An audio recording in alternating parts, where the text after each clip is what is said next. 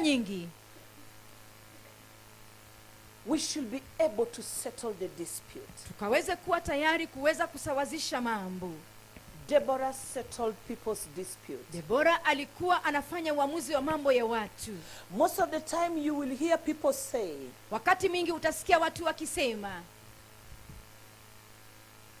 if it were not my mother, kama haingekuwa mama yangu, I wouldn't be where I am. singekuwa mahali nilipo. If it was not our mother, Kama haingekuwa mama she yetu, put us together. alituweka After our pamoja. father died, Baada ya baba yetu after our kufa, uncles threw us baada away, ya kutupwa na wajomba, if it were not my mother, kama haingekuwa mama yangu, Deborah rose as a mother Deborah aliinuka kama mama, and she settled the dispute of the children of akaweza Israel. kuamua kesi na mambo ya wana wa Israeli. Are you that mother Je, wewe ni mama kama that huyo? one day your children will say, Ya kwamba siku moja watoto wako were it watasema not our ya mother? kwamba kama sio mama yetu. For me, until today, I still say, Mimi hata leo bado ninasema, were it not our grandmother? kama sio nyanya yetu. Our grandmother was a uniter. Nyanya yetu alikuwa ni mtu wa kuweka watu And pamoja. every time we holded her, Na kila siku we tulipomshika, prayed for many years, God to give her more years. tuliomba miaka mingi kwamba Mungu ampe aishi sana. But God saw the desire we had to keep our grandmother. Lakini Mungu aliona tamanio la kuweka mama yetu awe hai. Because our grandmother will solve any dispute that will come on Kwa her sababu way. nyanya yetu angesuluhisha tatizo lolote ambalo lingemkumba. May her soul rest in peace. Acha pumzike kwa amani. We buried her Tulimzika, and God kept her Mungu alimweka hai to 103 years that us we knew. mpaka miaka 103 ambayo sisi tulijua. But she was more than 103. Lakini alikuwa zaidi ya hiyo miaka. She was a woman who never feared. After our grandfather died, she will not hear her son is doing this and she keeps quiet. Alikuwa mwanamke ambaye hangesikia kuna jambo latendeka kwa watoto wake na anyamaze. And I learned something so valuable from Na my nikajifunza grandmother. jambo kutoka kwa nyanya yangu huyo. Never run away from the disputes, Usiweze kutoroka kwa shida, but settle the dispute down. lakini suluhisha matatizo, ukae And chini. that is what Deborah did. Na hiyo ndio Deborah alifanya. And probably that's why God gave her more Na ndio kwa years. sababu Mungu akampa miaka mingi, Until mpaka God had to make our grandma go mum. Mungu alimfanya akanyamaza tu. She will hear you, Angekusikiza tu, but she will not speak. lakini hangenena chochote. For 2 years, Kwa miaka she miwili never spoke. yeye hakukuwa At anaongea. that point, I started praying a different prayer. Na wakati huo nikaanza kuomba maombi And tofauti. I told God, Na nikamwambia this Mungu, woman has done her best. huyo mwanamke amefanya mazuri. I pray Na nikaomba that you hivi may just give her rest. ya kwamba ukaweze tu kumpumzisha. And it took 2 years for God to answer Na that ikachukua prayer. miaka 2 Mungu kujibu hayo maombi. Because she was so good. Kwa sababu alikuwa mzuri sana. Deborah, Deborah, one who holded not just a small community, yeye hakuwa tu ameshikilia kijiji kidogo, she holded the whole nation. lakini alikuwa ameshika She taifa holded the nzima. families of Israel, Aliweza kushikilia jamii za the Israeli, communities of Israel, jumuiya the zote za villages Israeli, of Israel, taifa la the Israeli whole nation. na taifa nzima. She solved their disputes. Yeye aliweza kusuluhisha matatizo yao. Number 2 thing, Jambo la pili, Deborah inspired God's people. Deborah aliwatia moyo watu wa Mungu.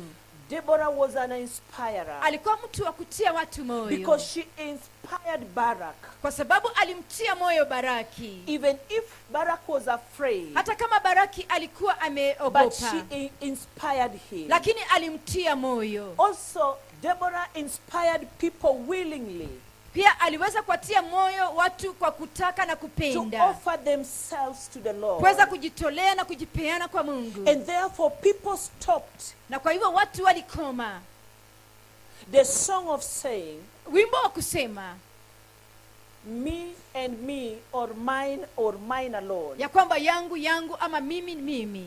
Instead, they came together.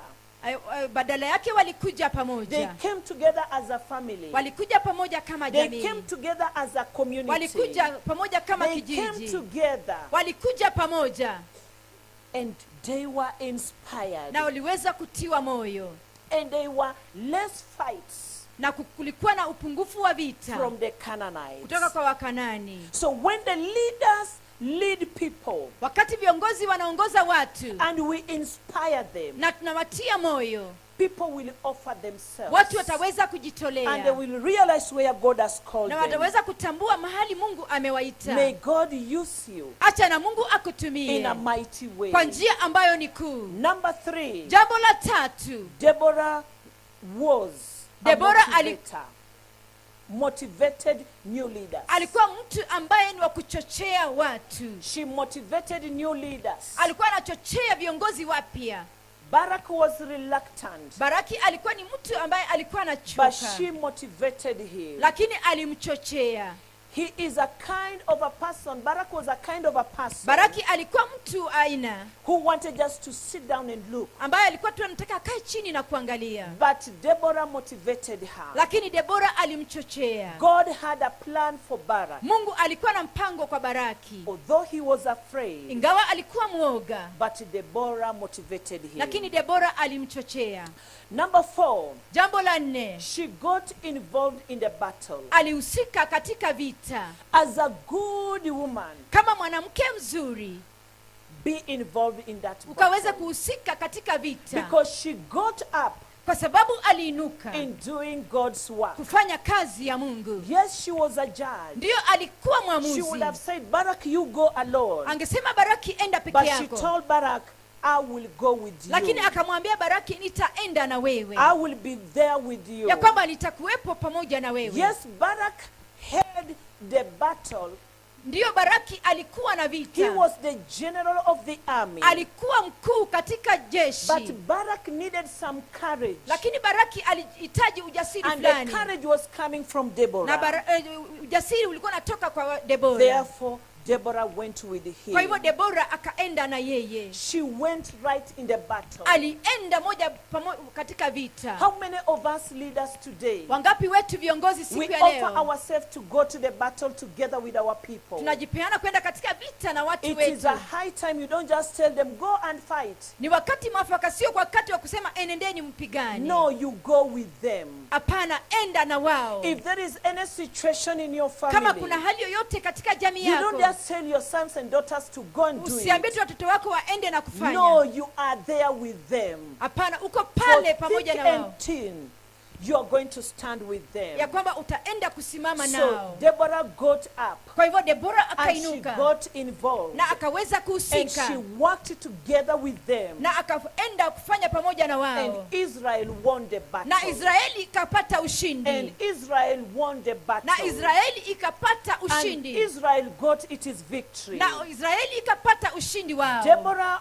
the prophetess. Debora nabii wa kike, She was a prophetess. alikuwa nabii wa She kike, was a wife. alikuwa ni She mke, was a judge alikuwa mwamuzi who rose up ambaye aliinuka in such a time like kwa that. wakati kama huu, In such a time of crisis. wakati ambao kulikuwa na ugumu. She did not just rise up, Hakuinuka tu, but today we are reading her history lakini tunasoma historia because she chose to rise kwa up. sababu alichagua kuinuka. My challenge to you today, Changamoto yangu siku ya leo, do you want just to sit je, unataka tu kuketi or do you want to rise up? ama unataka kuinuka juu?